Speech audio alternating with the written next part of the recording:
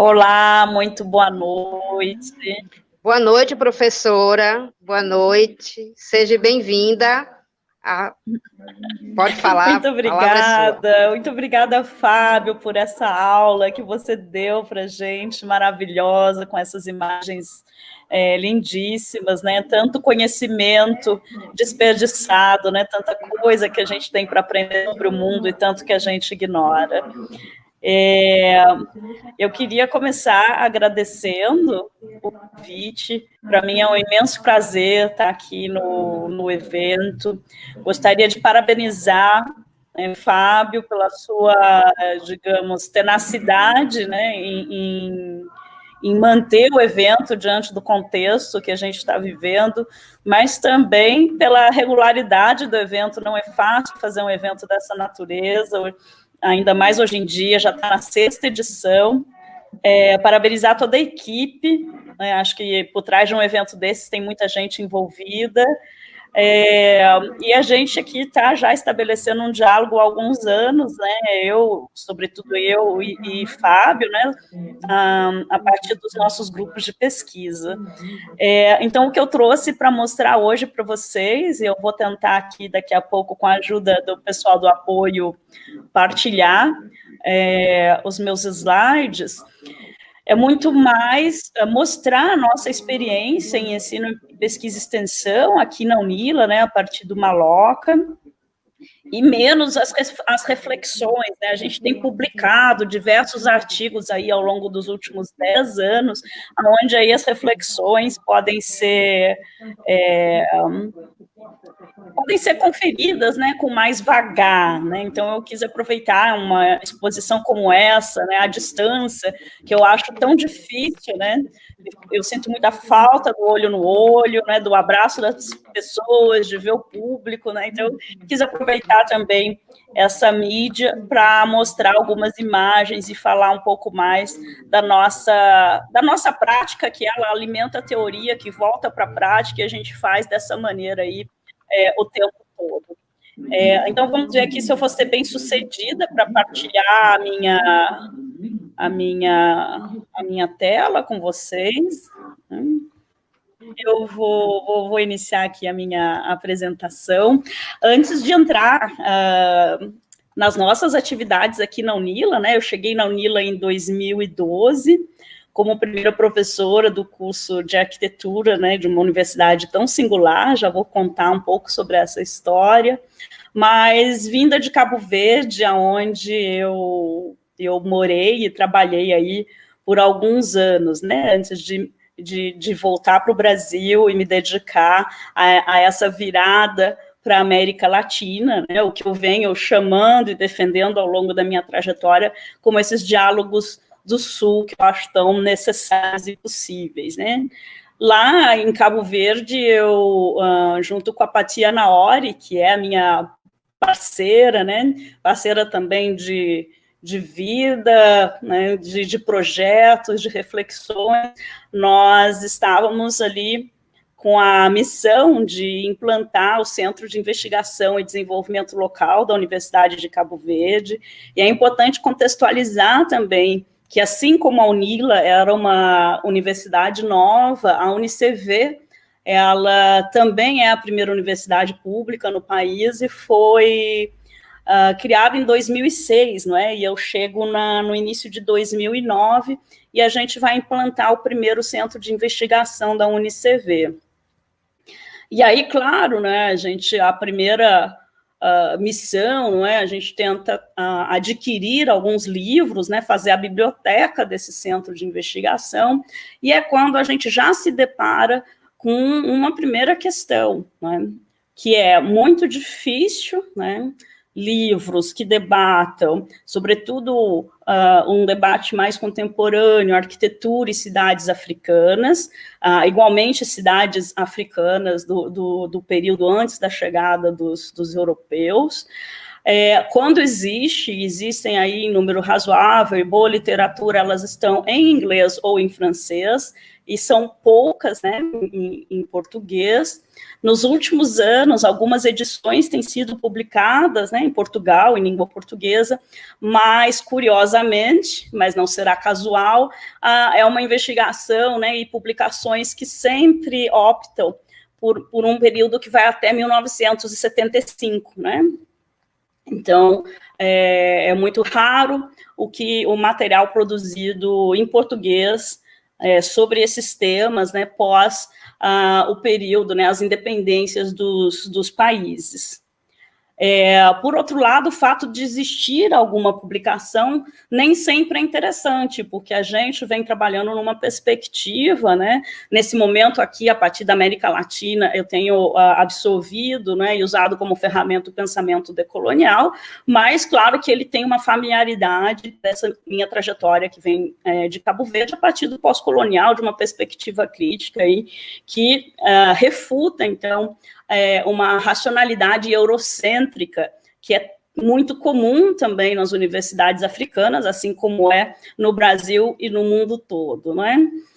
E aí esse período foi muito importante também pelo estabelecimento de algumas parcerias, né, com colegas que têm partilhado, né, dessa mesma preocupação e têm se dedicado a uma trajetória a esse tipo de trabalho no continente africano, né? A gente teve a oportunidade de participar de um colóquio no Cairo, do African Centers for City, estivemos numa visita, né, na Universidade Eduardo Mondlane, né, temos um colega aqui no Salvador Suas Cores, que é da universidade, a gente participou lá da semana da preparação, né, do ano letivo do curso de arquitetura, naquela ocasião, em 2010, né, e, enfim, eu venho, né, chego na Unila, vindo, né, dessa trajetória, de todos os eventos e debates que fizemos lá no CIDLOT.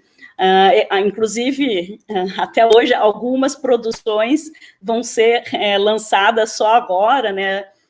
A gente está terminando, já está em trabalho editorial, eu e Marina BT, o livro Território, Cidades e Identidades Africanas em Movimento, né? Um livro que começou a partir desse evento do CIDLOT, a própria professora Marina foi uma de nossas convidadas, e boa parte, né, seja o Odair Varelo, Redi Lima, que também faz parte aqui do Salvador e Suas Cores, o Vitor Barros, né, foram parceiros que se apresentaram suas reflexões na ocasião e que finalmente vamos conseguir aí fechar esse livro.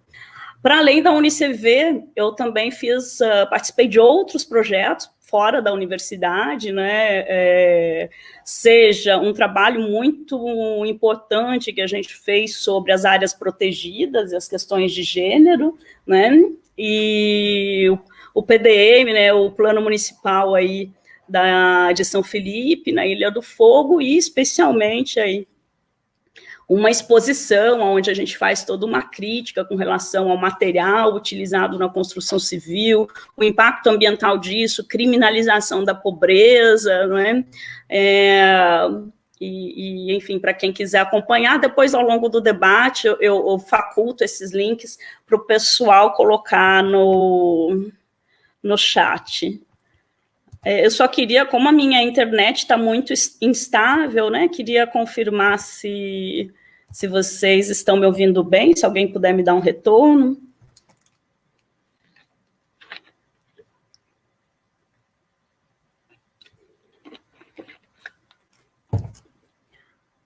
Bom, vou seguir aqui, né, a gente fez também algumas publicações nesse período.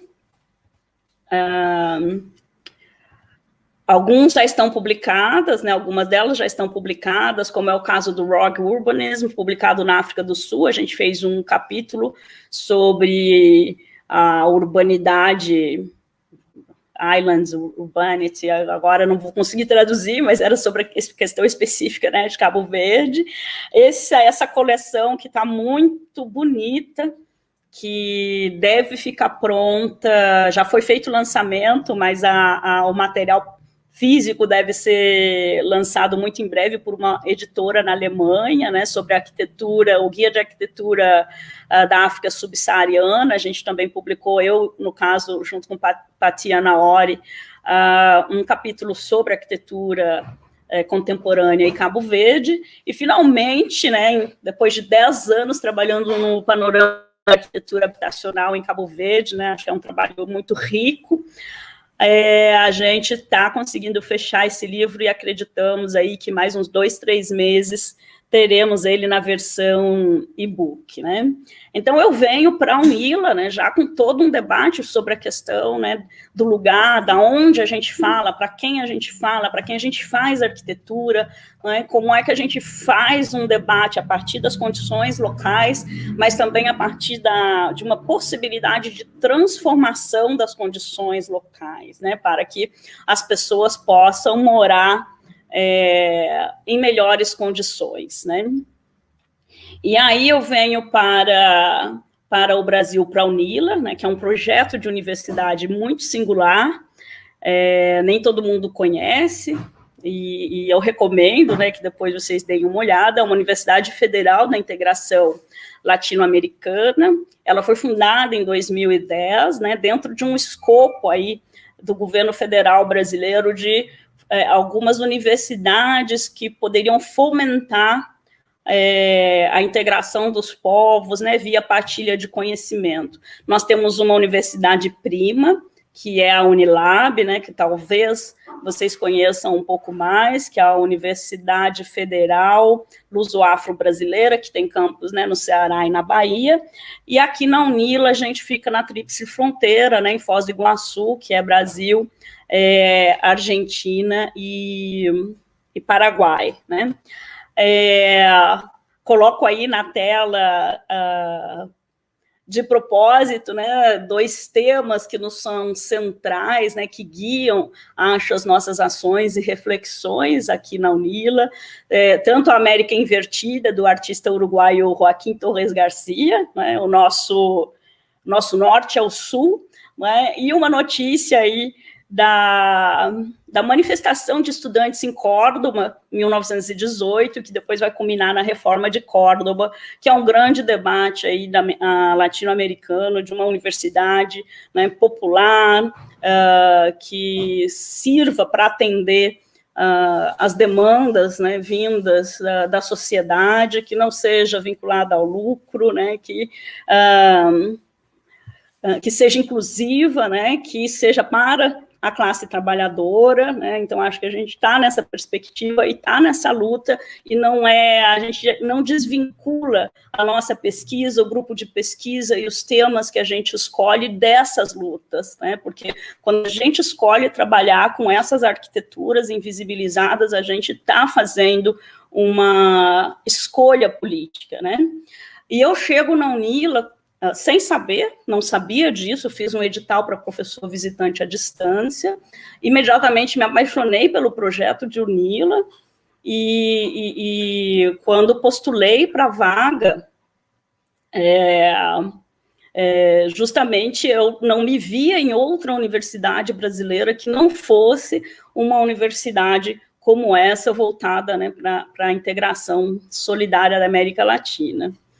E aí, como primeira professora do curso, evidentemente que acabo engajada, né, e obrigada, com seus ônus e bônus, a desenvolver o seu projeto político-pedagógico, né, de curso. Quando eu chego aqui não está feito.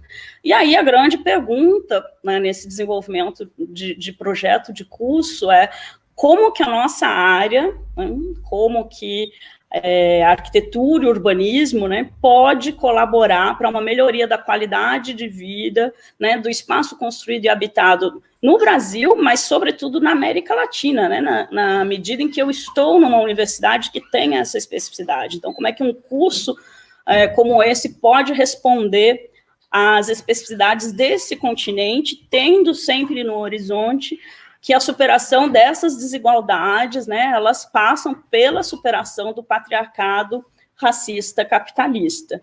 E sem perder também um horizonte de que a gente está numa universidade pública, né? Então, acho que essas informações, elas são guias, né, da nossa ação aqui na UNILA desde sempre. E aí que a gente não pode deixar, né, de comentar que a gente segue nessa defesa de uma universidade pública, gratuita, popular, e, sobretudo, contra todas as formas de privatização do ensino, pesquisa e extensão.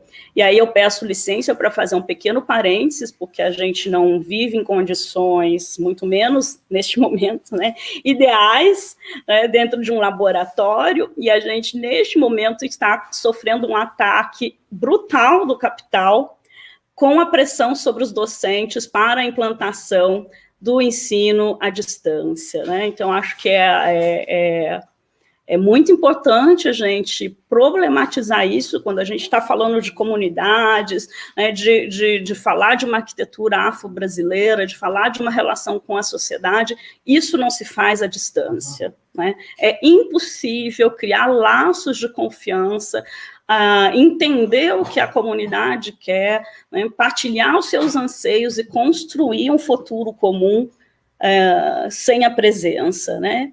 E a gente sabe que a EAD, da maneira que vem se desenhando, né, se aproveitando, inclusive, perversamente de uma pandemia que já fez milhares de mortos, né, no país e do mundo, como para abrir essa porteira que é do interesse dos grandes grupos privados de educação, né, que tem suas ações na Bolsa e que tem apresentado valorização, né, de suas ações neste momento de pandemia. Então, a gente não pode deixar de falar sobre isso, né? E aí vocês vão ver que o tempo todo, até foi difícil organizar a minha fala, porque essa caixinha do ensino, pesquisa e extensão, a gente vem procurando trabalhar numa zona mais cinzenta, né, em que a extensão alimenta o ensino, que alimenta a extensão, que alimenta a pesquisa, né, e aí vocês vão ver que às vezes o que é sala de aula é também, né, já vamos chegar ali. Mas aí, para fechar essa caracterização da UNILA, eu tenho aqui os números desde até 2019, né, agora com a pandemia ficou bastante complicado, né, de confirmar, de fazer esse levantamento, mas para quem, acho que tem muitos estrangeiros, né, aqui no evento, e é importante duas características que são únicas em termos de universidades públicas no Brasil, né? A UNILA é a única universidade bilíngue no nosso país, né, são línguas oficiais da instituição, espanhol e português, embora o nosso cotidiano seja multilíngue, né, a gente tem aí alunos vindos do Haiti, por exemplo, que falam francês, mas a gente tem o Guarani, que é falado por boa parte, né, ou se não quase todos os paraguaios como primeira língua. Nosso dia a dia de sala de aula, o dia a dia de confraternização. E uma outra questão muito importante é que 50% das vagas da instituição, elas são destinadas por lei a estudantes oriundos dos diversos países da América Latina, né? E aí, no curso de arquitetura, especificamente, a gente tem até 2019 a presença de 15 países, né? E a gente tem, inclusive, um aluno do Ghana, né? E essa riqueza no dia a dia, ela nos obriga a uma série de questões em sala de aula extremamente desafiadoras, né, mas acredito que é justamente essa a riqueza do nosso universo aqui da UNILA de ensino, pesquisa e extensão. Eu não tenho certeza. Vocês estão me vendo bem?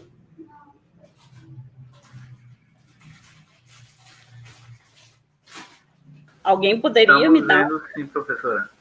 Ok, muito obrigada. Tá. Sim, e aí eu vou especificamente na parte do ensino, mostrar para vocês como que está sendo, né, o que é.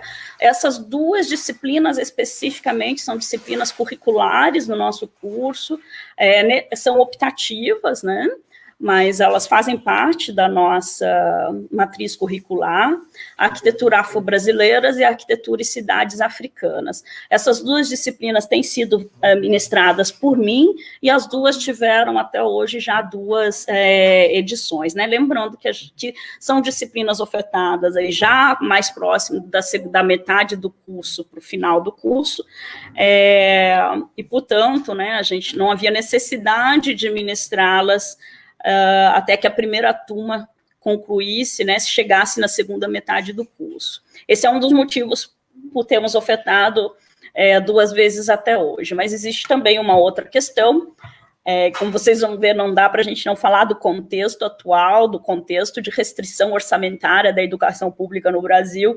e falar do que eu trouxe para a gente debater hoje, porque o curso de arquitetura aqui da Unila necessita, né, de 26 docentes, e a gente tem até hoje apenas 16 docentes efetivos, nós precisamos de 26, né, portanto ainda faltam 10 docentes.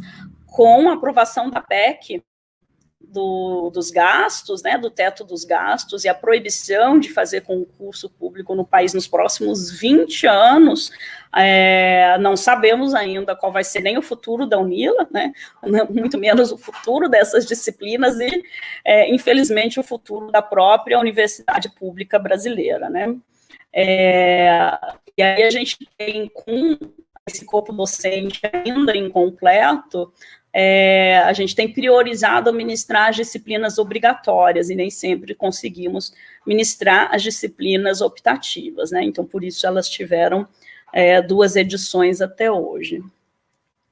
Antes de falar das disciplinas, né, eu não vou debater isso aqui, só vou apresentar esse quadro, eu já venho debatendo isso há muito tempo, tem alguns artigos escritos sobre isso. Acho que algumas questões importantes, né, onde é que estão as pessoas negras e as mulheres no ensino e na produção científica, né, o sistema de valoração na área não tem pesquisa ou tem muito pouco, né, e aí também a importância do trabalho do Fábio de tentar articular um grupo para esse debate, né, que a gente consiga colocar esse campo de estudo dentro da nossa área, digamos, uma luta, né, muito importante que Fábio vem travando nos últimos anos, e eu que fico muito contente de fazer parte dela, né. Então, eu fiz esse levantamento dos livros publicados no Brasil sobre o tema, são pouquíssimos, o levantamento precisa ser atualizado, mas não houve nenhuma mudança significativa de patamar, né, mostrando aí para nós que a modernidade criou o existente, mas também criou o não existente, né. E, por conta disso, faz parte aí da nossa missão, da missão do Maloca, trabalhar na visibilidade dessas produções, né? A gente tem, muito modestamente, mas dentro das possibilidades das nossas pernas, tem mantido essas 2 páginas no Facebook sobre a questão da invisibilidade das mulheres na arquitetura, e também o Arque África, que, no caso, eu tenho editado, não é? Com a Patia Naori, de Cabo Verde, onde a gente publica, não periodicamente, não tem uma regularidade, quando tem o assunto a gente publica sobre questões da arquitetura africana, especialmente contemporânea.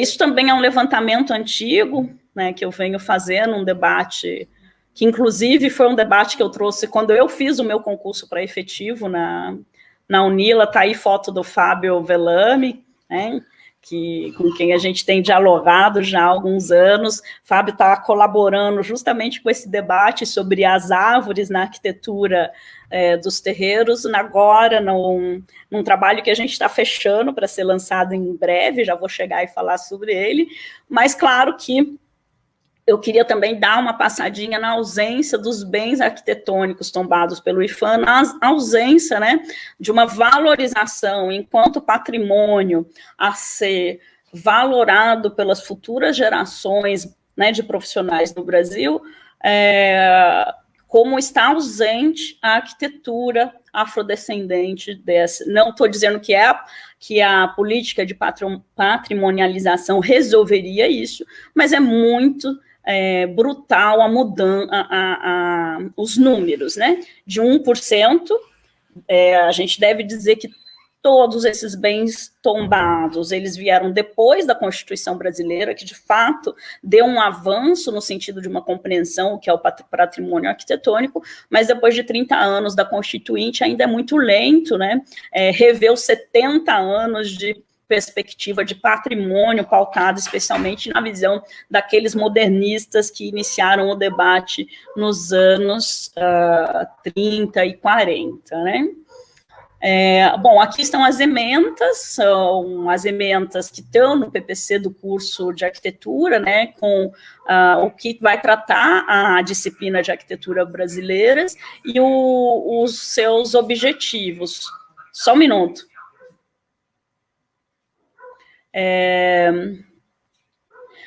Como objetivo, então, problematizar essas invisibilidades, né, a relevância do tema e como tratar também um tema de modo tangencial ao contexto latino-americano.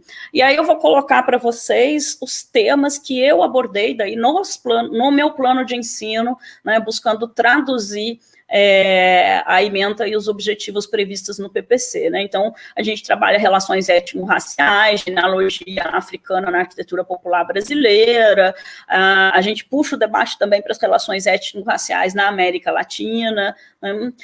Nessa disciplina, ela não é voltada para a arquitetura africana, mas é importante fazer um panorama disso para poder fazer o debate, né, em sala de aula sobre uma arquitetura afro-brasileira, e aí a gente tem debatido também o território das religiosidades afro-brasileiras, aí que Fábio já falou alguma coisa, e também dos quilombos e outras comunidades, né?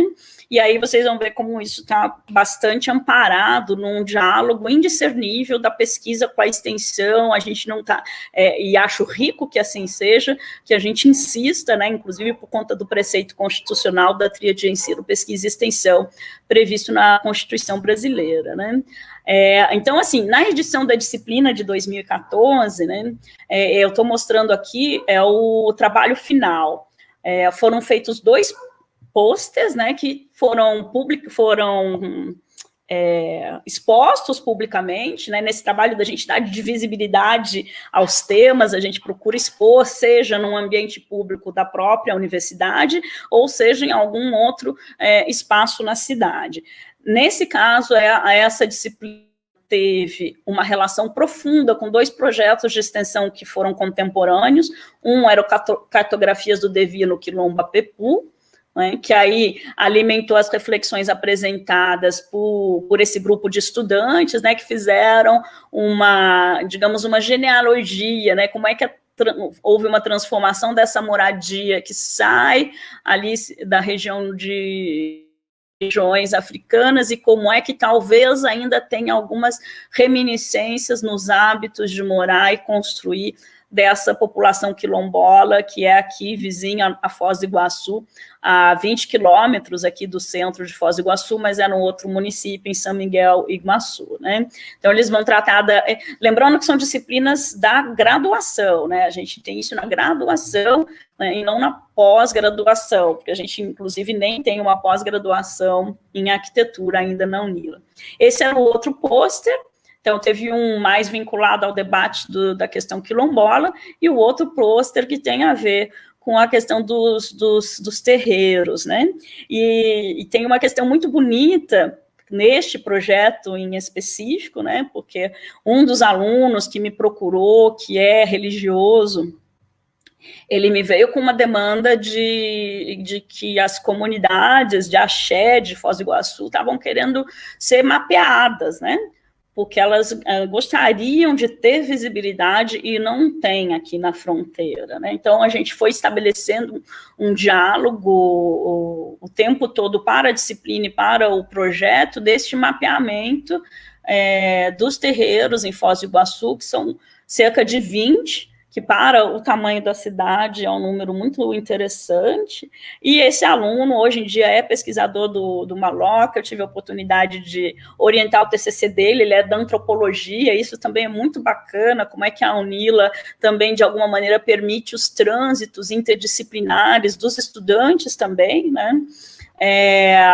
o Maurício já fez o seu mestrado, né, e aí está aí, é um dos colaboradores constantes da nossa trajetória, e na segunda edição desta disciplina, ele fez o estágio docente, ele já estava no mestrado e fez estágio docente na disciplina de arquiteturas afro-brasileiras, quando ministrada em 2017, né, aqui um pouquinho a gente faz visitas, né, no terreno com os estudantes, e depois eles também apresentam esses trabalhos em eventos, né. Na edição de 2017, a gente previu algumas aulas lá no terreiro. Tá aí na foto Mãe Marina, que sempre nos acolheu e abriu as portas da sua casa para nós. Os estudantes foram com caderninho para desenhar, ouvir sobre como o espaço é desenhado, né, enfim, para compreender o espaço, visitando o espaço aí com uma aula com a própria Yalorixá. Foi super interessante. Na disciplina, na edição de 2017, a gente tinha mais estrangeiros, né, fazendo a disciplina do que brasileiros. E aí foi muito interessante, porque o trabalho final acabou, ao invés de ser sobre a arquitetura afro-brasileira, a gente abriu para falar das arquiteturas afro-latinas, né? Aí a gente está aqui apresentando o caso afro-peruano, aqui na Colômbia também, trabalhos que ficaram interessantíssimos, e a gente fez a exposição em 2 lugares, né? A gente fez a exposição dos trabalhos tanto no PTI, que é um campus da UNILA dentro da Itaipu, um lugar extremamente conservador, né, da área de tecnologias, então é um pouquinho da nossa resistência cotidiana, né, vamos lá mostrar também para os engenheiros um outro fazer arquitetura, e também fizemos dentro do terreiro, né, o Ilê tem nos recebido aí para atividades culturais, então, assim, são aulas, atividades culturais, assim, a gente já fez final de congresso, final de evento no terreiro, né, porque aí é a oportunidade também da gente levantar um dinheiro para a comunidade, né, pagando por esse tipo de trabalho, né, então, que é importante, então, são um pouquinho dessas parcerias que elas são impossíveis de acontecer num sistema à distância, né? Na verdade, eu não consigo nem pensar em educação à distância, porque na minha concepção de educação, isso não é educação. O que não quer dizer que seja contra a tecnologia, estamos nós aqui usando de tecnologia para fazer esse encontro tão maravilhoso, mas certamente adoraríamos todos estar em Salvador nesse momento para poder trocar aí nossas figurinhas para além da hora da mesa mesmo. Aqui os outros 2 trabalhos também sobre o Caribe, e um dos alunos nosso, que era do Haiti, nessa disciplina, que começou a fazer um debate muito interessante, de entender o espaço do ritual do voodoo haitiano, né, e a gente aprendendo com ele e pensando também o espaço aqui da arquitetura afro-religiosa brasileira, né? Então, aqui as 2 exposições, tanto no PTI quanto a exposição aí lá no terreiro, né, com a comunidade. Foi um evento aberto, né, que não só o pessoal do terreiro participava, mas toda a vizinhança onde está o terreiro, né, era uma atividade que ficou uns dias em aberto para a população de um modo geral, né? Aí a outra disciplina, que é a arquitetura e cidades africanas, né? Lembrando que também é uma disciplina para a graduação, pós-graduação, e aí a gente tem a ementa, né, e os objetivos, e como que eu traduzi isso para a sala de aula, né? A gente vai falar um pouco das cidades na África Antiga, isso tem que ser amparado com alguma noção sobre o continente africano e seus povos, como o debate, infelizmente, sobre a África, ele ainda muito pouco, muito incipiente, né, no segundo grau. Então, também aqui é um momento da gente tentar uniformizar, pelo menos, um conhecimento geral básico para todos os alunos, para depois, então, poder entrar no debate sobre arquitetura e cidades, né? Claro, numa perspectiva crítica sobre a questão do urbanismo e urbanismo colonial, e como que a segregação das cidades africanas hoje, né, são tributárias de toda uma política, né, colonial de ocupação do território. Ontem, Ângela Mingas falou um pouco sobre Angola, né, tive a oportunidade de assistir, mas que, a despeito das suas especificidades, vai acontecer de uma mesma maneira em todos os países que sofreram aí com a partilha da África e com a dominação colonial nas primeiras décadas do século XX. Primeiras não, né, que a dominação só foi concluída, né, esse ciclo de dominação nos anos 70. A gente vai ter outro hoje, né, a gente termina esse, inclusive, debatendo os efeitos da globalização neoliberal nesses territórios.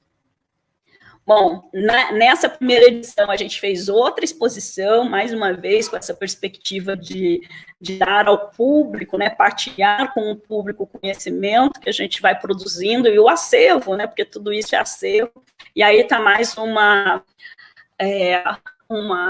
valia de estar na UNILA, que é muito interessante, os alunos aceitam esses desafios, porque a gente sabe que não vai ser fácil achar material para fazer esses trabalhos, né? Então, a gente está fazendo uma pesquisa primária mesmo, de tentar esse conhecimento. Está ali na foto, inclusive, vocês vão ver, a Ângela Mingas, que faz parte do evento, é uma das arquitetas que a gente tem buscado trabalhar, conhecer a sua produção, também em sala de aula, e fizemos essa exposição no centro da cidade, quando a UNILA tinha um campus na área central de Foz do Iguaçu, né?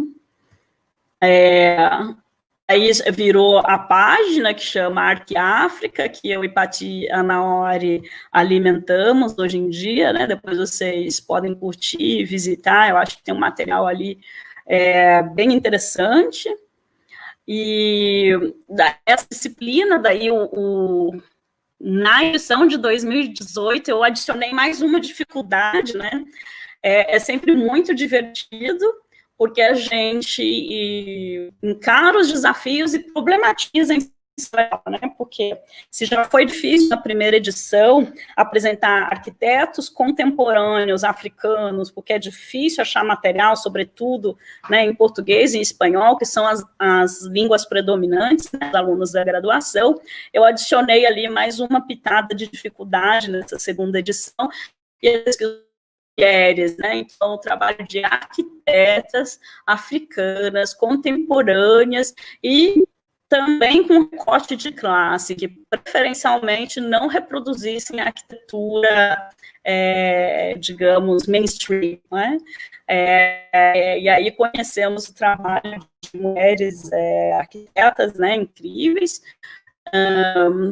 e esse trabalho não teve uma exposição física, né? Esses trabalhos não foram impressos, porque a gente, com a turma, decidiu que para essa edição ia jogar o material na internet. Então, tem um blog no Wix, né? Que chama Arquiáfrica, que é só para as arquitetas africanas, né? E aí era um pressuposto, além de falar do trabalho delas, né? Que tivesse um mapa e a localização do país delas, né, justamente para a gente ir formando um acervo mental desses alunos, né, entendendo, né, que a África não é um país, são vários países, várias realidades, vários climas, né? Então tem sido interessante a gente trabalhar esses temas desde a graduação. Eu tenho certeza que isso faz muita diferença para os nossos alunos, para os nossos egressos, no sentido, né, ninguém aqui está também nessa perspectiva de folclorizar ou exotizar essa arquitetura, mas é justamente aprender como a arquitetura atual, contemporânea, mas que não seja sempre bebendo das mesmas referências, né? Destes mesmos arquitetos, homens brancos do norte global, que, afinal de contas, as reflexões deles nem servem tanto assim para nós, né? Então, é um pouco isso que a gente busca fazer. Em 2017, a gente fez um grande encontro internacional do Maloca, que é o grupo de pesquisa, e a questão do debate étnico-racial foi muito presente, embora tivesse outras linhas de debate nesse encontro, né? A gente debateu bastante África, inclusive convidamos Paty Anaori, foi uma das convidadas que esteve aqui conosco, né, para a conferência de abertura. A Estela Ramos também participou conosco, que também integra a programação do Salvador e suas cores, né? E além de um evento de grupo de trabalhos, né, que é usual nesse tipo de encontro, a gente fez mostra de filmes, né, fez oficinas, né? E aqui, por exemplo, a gente vê a oficina sobre tecnologia social, que em tese não tem a ver com a questão racial, mas é evidente que tem, porque a gente está falando de arquitetura de terra, né? Então, como é que essas coisas, elas são interseccionalizadas o tempo todo? Então, eu vou debater tecnologia, mas é importante a gente fazer a perspectiva transversal, né, com relação a esses saberes, né? E a apresentação dos grupos de trabalho também foi muito permeada, né, com trabalhos vindos com essa natureza, e aí, claro, fazendo essa ponte com conhecimento latino-americano, seja na parte cultural, seja bem na questão da arquitetura indígena. E o nosso final de evento foi uma apresentação cultural, uma confraternização no Iaxé, Oju Funayô, que é a casa que nos recebe para a exposição, nos recebe para a aula, e a gente também está lá com eles. Neste caso, encomendamos a festa, encomendamos um jantar, né, e foi muito bacana a gente também partilhar com eles um final de congresso, né? Nesse evento do Maloca, a gente também fez uma Carta da Fronteira. 2017, a UNILA e a Unilab estavam sob forte ataque, né? Tinha deputado acabar com a UNILA, e aí, mais uma vez, a gente se posiciona sobre isso. Às vezes, são muito disfarçados de universidade brasileira para brasileiros. Como é que isso não vem recortado com uma xenofobia, que também é acompanhada de um racismo, e como é que a gente, nos grupos de pesquisa, também tem que se posicionar com relação a esse cenário. Só um minuto. Alguma das orientações, né, dos trabalhos de TCC e mestrado que a gente tem feito aqui, também tangenciam, né, ou são centralmente vinculados a essa produção, né, a arquitetura afro-latina, fotografias do Devino Quilombo Apepu, um outro trabalho sobre as rapeiras sudacas, a etnografia do candomblé, ou a questão indígena que aparece ali na Vivenda Paraguai, na Oriandê Recô, um trabalho sobre as griots, sapatonas. Nem sempre são trabalhos na arquitetura, isso é interessante, né? O trabalho de etnografia é um trabalho do curso de antropologia, um TCC na antropologia, e os das griots, sapatonas é um TCC no curso de história da Unila, né? E aí também como é que esse espaço rural vai aparecendo nos trabalhos aqui, porque é um espaço normalmente negligenciado pela maior parte dos cursos de arquitetura, e é um debate que a gente busca fazer aqui também. Aqui são projetos, né, que não sou eu que coordeno, são outros colegas do Maloca, mas que a gente também colabora, no caso, assessoria técnica para soberania alimentar, né, que é indígena. E esse outro projeto de assessoria técnica para a ocupação Bubas, que é a maior ocupação urbana do estado do Paraná, que é aqui em Foz do Iguaçu, né? Aí amparado pelo projeto de pesquisa sobre paisagem e espaço exterior doméstico, coordenados aí pela professora Celine, que acho que até está nos assistindo, e pelo Léo Nami, parceiros históricos do nosso grupo de pesquisa. Um outro projeto que a gente ficou aí uns 2 ou 3 anos, né, constantes, é o Cartografias do Devido Quilombo Apepu. A gente foi buscados, né, o pessoal do recebendo umas casinhas do PNHR, né, que era a vertente rural da minha vida, boa comunidade queria voltar a morar no Quilombo, não é? Eles, em busca de trabalho, já estavam morando na cidade, mas para isso precisavam das casas, né? Quando eles entraram em contato conosco, o projeto já estava aprovado, o financiamento já tinha saído, e era uma casa modelo da Caixa Econômica Federal, né? E aí, violento também um desenho de políticas públicas para um país do tamanho do Brasil, com diversidade climática, regional, populacional, como é que pode, né, que esses projetos eles sejam iguais do norte a sul do país e mais pautados sempre pela tecnologia do concreto armado, né? Um modelo tipológico habitacional completamente errado para as comunidades, especialmente para comunidades rurais. Então, se já é ruim na Minha Casa Minha Vida, é pior ainda, né? Então, assim, estou marcando a varanda aqui, Fábio também falou da importância da varanda, porque ela é um marcador social nessas casas aqui em Apepu, e nenhuma casa evidente do PNHR tinha varanda.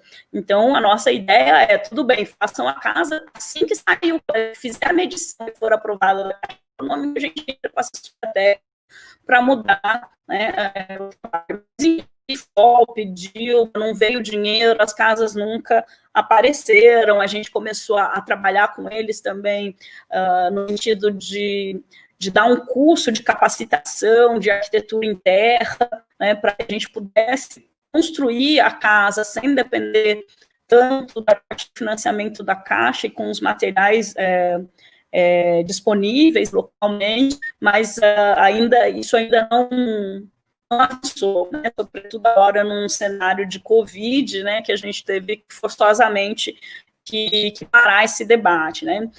É importante falar assim, que pega a internet, né, lá em Apepu, não tem, né, é inviável fazer EAD quando a gente tem que aguardar quando o Beto vem da plantação, talvez às 7 da noite ele consegue ficar num lugarzinho lá no Quilombo, pega a internet, né, então a gente estava aqui, né, propondo esse debate, como é que isso tudo é atravessado por esse cenário político de privatização e de uma pressão imensa sobre os docentes, né, para as universidades públicas, sobre EAD, mas como isso inviabiliza uma série de questões que vão além desse imediatismo para resolver o ano letivo de 2020. Né?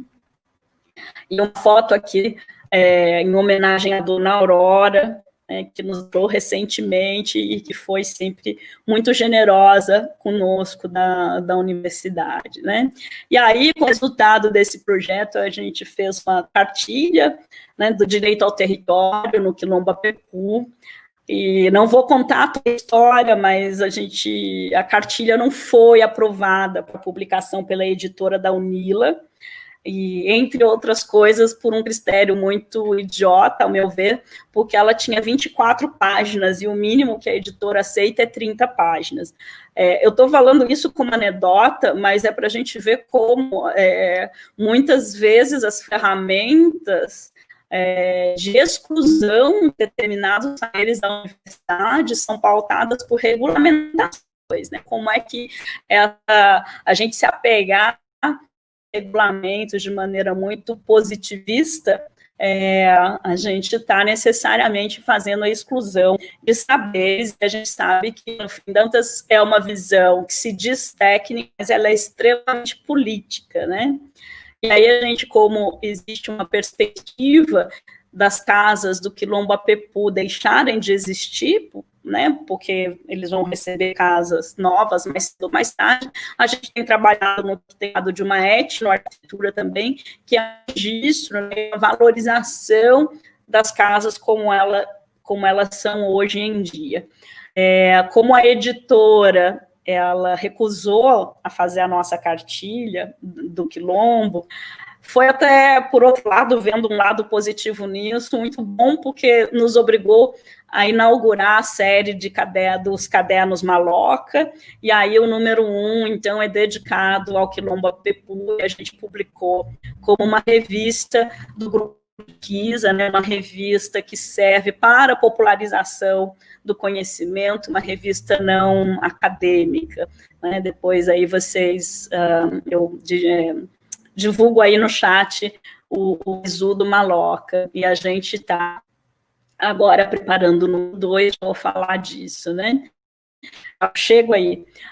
Além do Quilombo, então, a gente tem trabalhado aí desde 2014, né, com os terreiros aqui em Foz do Iguaçu, né, conseguimos fazer um diagrama super interessante aqui de como a arquitetura de terreiro, ela não acontece só da parede, né, das paredes para dentro, né, como é que os terreiros se colocam necessariamente em relação com o ambiente à sua volta, a mata, o cemitério, a igreja, as estradas, a cachoeira, né, aí numa perspectiva, inclusive, de conservação ambiental, não é? Já que este é um debate tão urgente hoje em dia, né?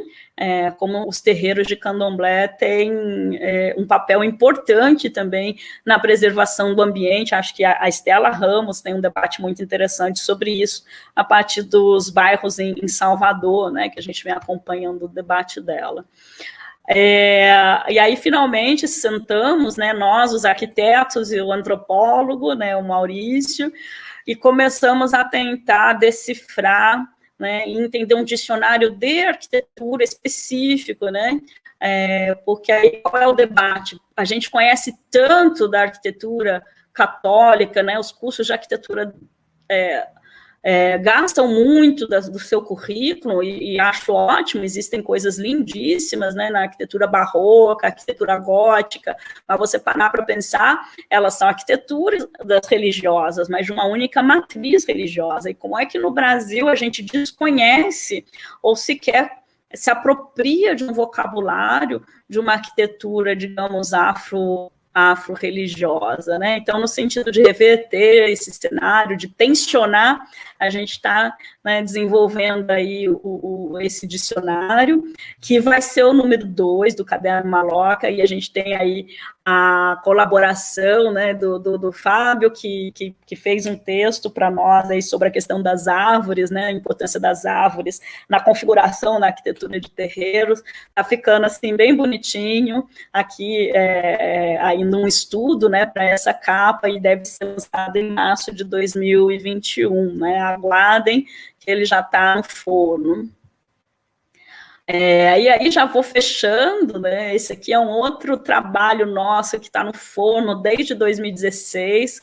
Eu acho que é um livro que vai ser um marco, né, porque a gente está registrando a história, mas, né, tentando desenhar um futuro de transformação na perspectiva de ensino em arquitetura e urbanismo. A própria capa do livro é a gente lá no Quilombo, lá em Apepu, porque o pessoal passou, né, as casas da Caixa Econômica, e nunca ninguém explicou para eles o que era aquelas casas, né? Então a gente desenhou o papel higiênico no chão, a planta das casas em escala 1:1, né? Aí o pessoal fez já a movimentação para ver se cabia os móveis. Finalmente eles se apropriaram, né, do projeto que eles iam receber, e eu acho que isso é muito importante, né? Como é que a gente auxilia a comunidade a se apropriarem do conhecimento também, digamos, de um conhecimento positivista ocidental, para poder exigir seus direitos, né?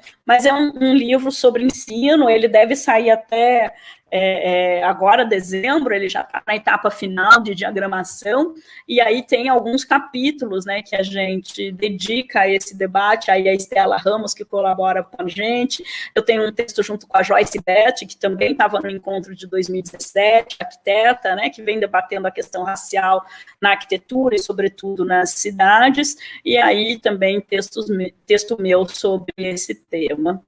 E para fechar, eu não sei se dá tempo, né? Tem um vídeo que a gente fez para a Bienal Internacional de Arquitetura do Chile, em 2017, tem 5 minutos esse vídeo. Fomos selecionados aí, a única universidade brasileira, né, selecionada na categoria academia para essa Bienal, e foi muito bacana porque entre os muitos trabalhos aprovados, eles fizeram uma outra seleção, e o nosso trabalho foi apresentado também na Assembleia Geral de Ministros de Habitação da América Latina e Caribe, que aconteceu em Buenos Aires. Então, eu encerro a minha fala especificamente com esse vídeo. Se der tempo, a gente vê o vídeo agora juntos, mas se não der tempo, depois eu disponibilizo o link para vocês, tá? No nosso canal no YouTube do Maloca. E aí, de quanto tempo, professora, o vídeo? Ele tem 5 minutos. 5? 5 minutos, sim. Ah, dá para passar, pode passar.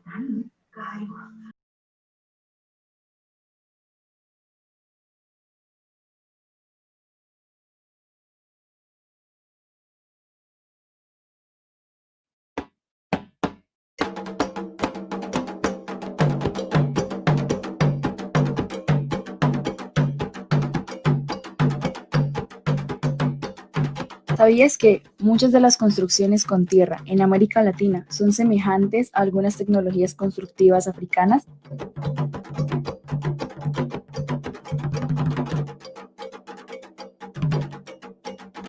Y además, que el fogón a leña, el asado, la preparación de los alimentos, la comida, la rueda de conversa alrededor de la fogata, entre otras actividades en el patio, son hábitos heredados de los pueblos africanos venidos a las Américas. ¿Sabías que, para estas diversas culturas, la vida en el espacio exterior doméstico es más importante que la edificación? ¿Sabías que, en los espacios afrorreligiosos como el río, el mar, el bosque y los animales, son los que definen el territorio y la arquitectura? ¿Sabías que la casa es multifuncional, combinando actividades sociales, domésticas y religiosas en plena comunión entre el espacio exterior doméstico y la edificación?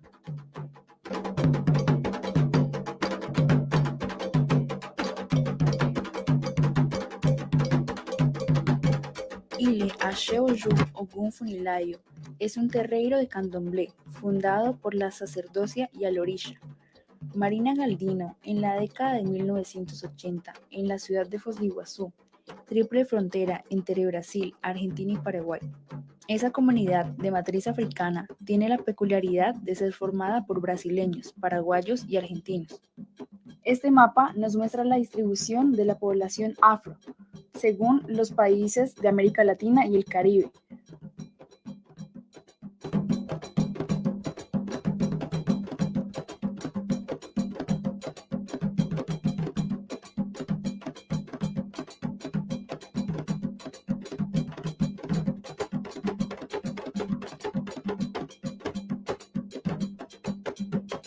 Para librarse de la esclavitud, huían y se refugiaban en las montañas formadas cumbres, convirtiéndose en negros y marrones. Implantaron sus propias reglas y formas de vivir.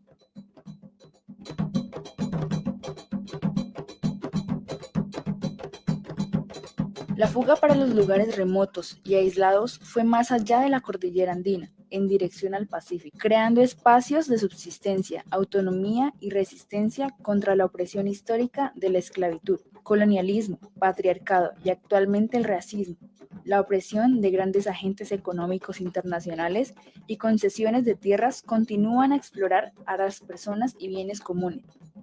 En la región de la frontera trinacional entre Brasil, Argentina y Paraguay está el Quilombo Apepú, en la zona rural occidental del estado brasileño de Paraná. Las primeras generaciones de quilombolas llegaron al lugar hace más de 120 años. De las 200 personas que ya vivieron ahí, actualmente son 5 grupos familiares con residentes fijos y transitorios. A pesar del derecho constitucional al territorio, las 80 hectáreas iniciales del quilombo cedieron el lugar a apenas 3 hectáreas actuales. Parte de la tierra fue ocupada por el Parque Nacional de Iguazú y parte por grandes hacendados. La demarcación de tierras de los pueblos originarios y tradicionales en Brasil aún es una dura batalla que ha dejado varias víctimas en las últimas décadas. El trabajo de arquitectos envueltos en el sector público, en la academia, activismo y la práctica profesional es impostergable para el reconocimiento arquitectónico y cultural de territorios afrolatinos como patrimonio. Juntos y cercanos a las comunidades podemos contribuir en la definición de políticas públicas, acciones de planificación y modelos de gestión del territorio que pueden mejorar el desarrollo económico, social, ambiental y por encima de todo la inclusión de comunidades afrolatinas.